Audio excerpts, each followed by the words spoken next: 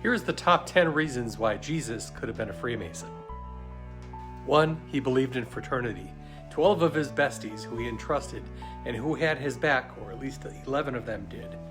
They'd get together, have a good time together. Sound like most lodges today?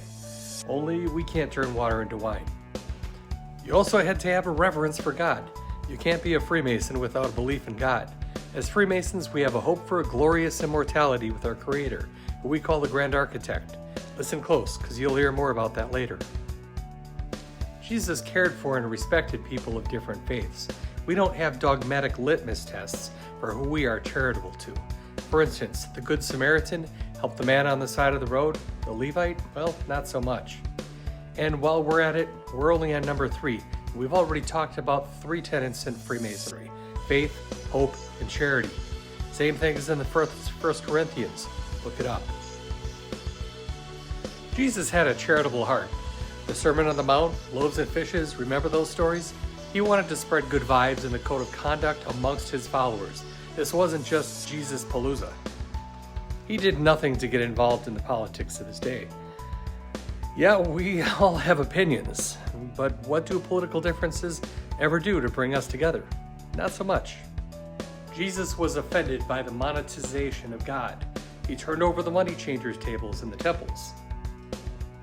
He lived his life by a code of conduct, just like Freemasons. While he presented sermons, our first documented code of conduct was in the Regis poem, way back in the year 1380.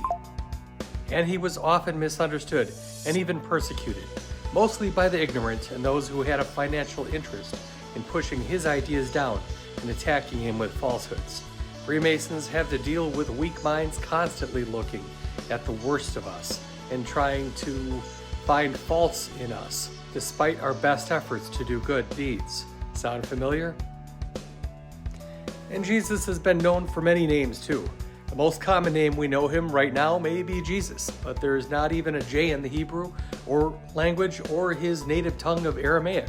The best scholars can figure out these days that it was probably pronounced Yeshua and God was referred to as Yahweh. But we've been known as members of a guild as Freemasons. Sometimes we're known as Freemasons, sometimes just Masons for short.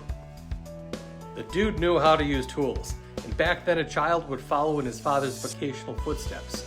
We've been led to believe that his father, or his stepfather, Joseph, was a carpenter, but Joseph's literal vocation was that of a tekton, which would have been a craftsman, a carpenter, a builder, or a tradesman. And the main building material in Israel those days, it wasn't wood. You ever heard about lush, wet woodlands in Israel? Yeah, they don't exist. And when Solomon was building his temple, the wood they used there had to be mostly imported from Lebanon, not Israel. So the working tools that Jesus would have primarily used, that's right, the same ones that stonemasons use. And those same ones are used by Freemasons. So by now, if your mind isn't partially blown, you really weren't paying attention. So do as Jesus or Yeshua would have taught. Hold yourself accountable, and if you didn't get it, watch this again.